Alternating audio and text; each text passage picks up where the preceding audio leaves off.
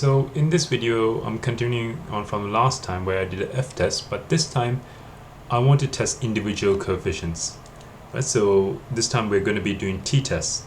So just to show you what it looks like, my house price data I was regressing it against the size of the garden, so the lot size, the number of bedrooms, if there was a driveway or not. So I had a few variables.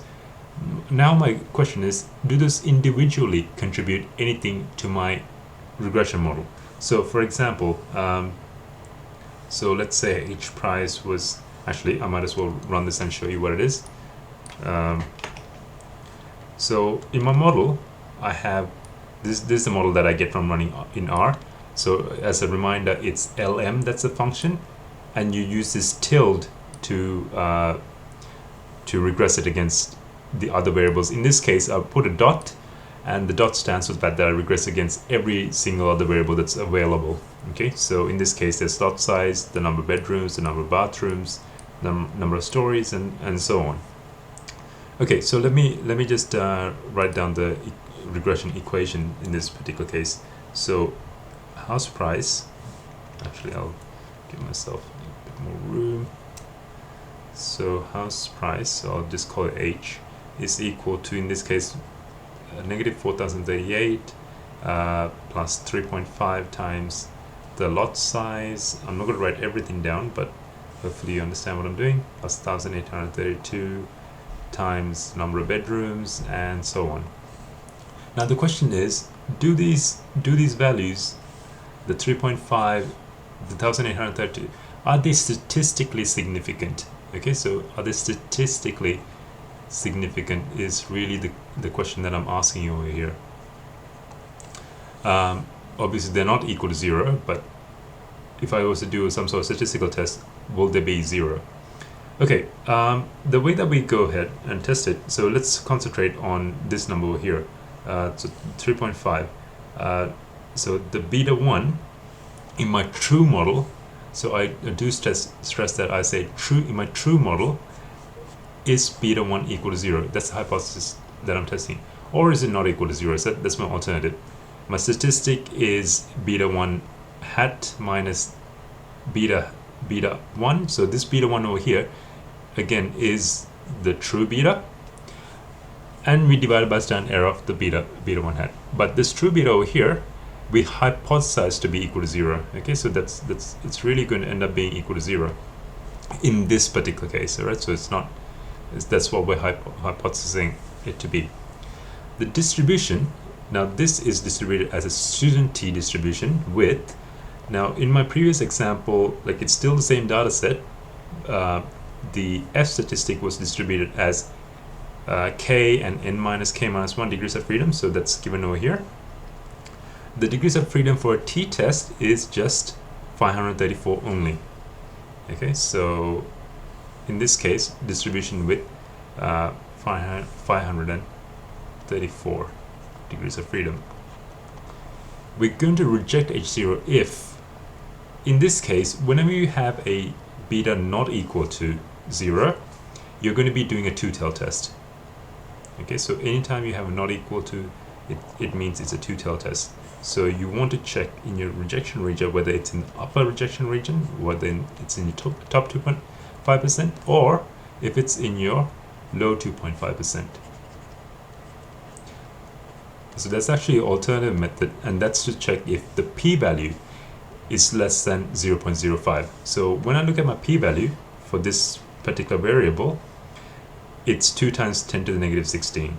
Right? So the reject H0 if it's in the rejection region, or if p-value is less than 0.05, so 5%.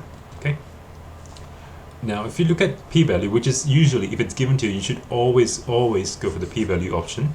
So in your conclusion, I would end up saying, since p-value is less than 2 times 10 to the negative 16, which is extremely small, 10 to the negative 16, we reject H0. Okay, so one way of thinking about this is to say, under the null hypothesis, under this, the chance of me observing 3.54 is 2 times 10 to the negative 16. Okay, so let me repeat that. So under the null hypothesis, the chance of me observing 3.54 or greater, I should say, is 2 times 10 to the negative 16. Okay, so because it's a considered extreme value, we end up saying yes, it should be included. So therefore, the lot size does contribute to the model. Okay. Now, if we weren't given a p-value, so this is really the harder part, or it's slightly harder p-value. If this wasn't given, what you end up doing is you need to calculate a critical value. So the critical value over here, to calculate that, in most cases, if it is a university course, you most probably have to look up a table. But if you had the option of looking at R, you go QT, so that's a quantile function for R, and then you write the degrees of, so P is in this case 0.975. I'll tell you why it's 975 in a bit, and then the degrees of freedom is 534. Okay, so I get my rejection region is beyond 1.96, well, plus or minus 1.96. Okay, so this value over here is 1.96, and this value over here is negative 1.96.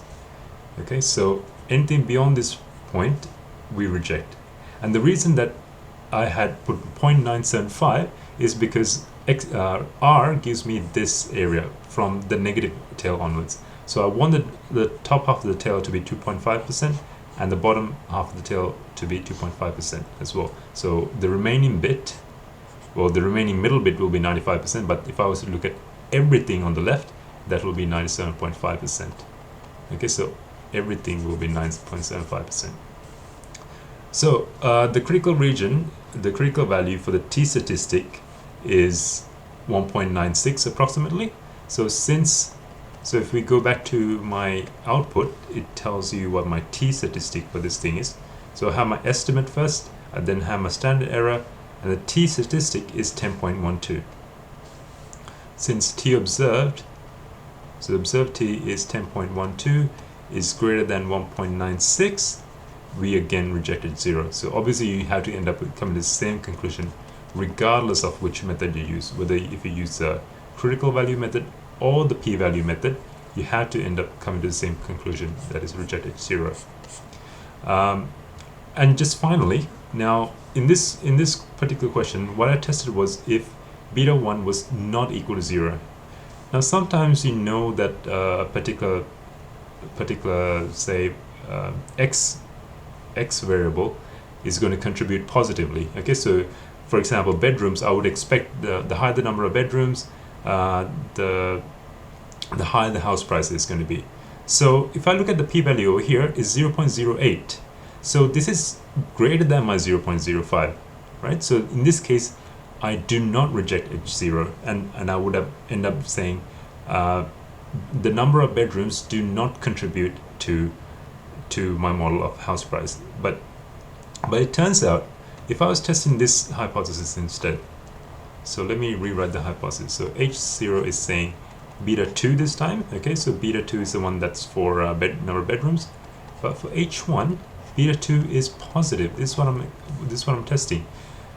So if I jump through the steps, my decision rule this time will be again reject. So the first method will be rejected 0 if p-value is greater than 0.05, or if the t observed is greater than my t critical, which is in this case. Okay, so in this case, all right, let me just draw the diagram for you so it'll make it absolutely clear. So for the t critical, 5% only is going to go in your rejection region up here. Okay, so the rest of it is going to be actually 95%. The reason is we're only doing a one-tail test. Okay, so if I go back up here and look at the hypothesis, beta 2 is greater than 0. This greater than sign points out which tail that we're concerned about. So it's this tail over here. So because we're looking at the upper tail, and I'll go back here and calculate my critical value. So it's not 975, it's 95 this time. It's 1.64. Okay, so if I look at my t statistic for the number of bathrooms, it's 1.75. Okay, so my critical region was 1.64. So let's write this down, 1.64, and in the conclusion I would end up saying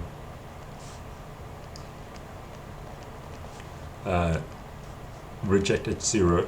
Again, I'm saying reject H0 since T observed, which is 1.775 if I remember correctly, is greater than 1.64. Okay, but the questionable thing is the p-value over here is 0.08. Now why is that? And the reason for that is because this p-value over here is for two tails. It's for a two-tail hypothesis that they're given you 0.08. So for a one-tail test that we're doing, we had to halve this. So the p-value is actually 0.04 equals 0.04. Therefore, again, rejected 0.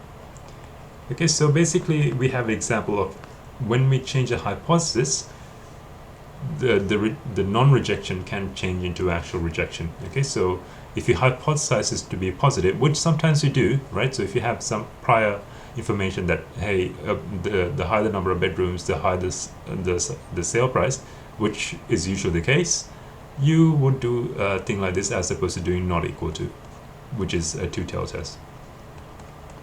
Okay, and again, if you expect it to be negative, I would be looking at the lower tail. Okay, so I will be looking at this tail up here, down here. Okay, and again, that would have just been negative 1.64 because it's symmetric about 0. Okay, but the p-value is just simply you divide it by 2 for what I was given here. So that's it for t-test hypothesis testing. If you have any questions or comments, please let me know. But thanks for watching.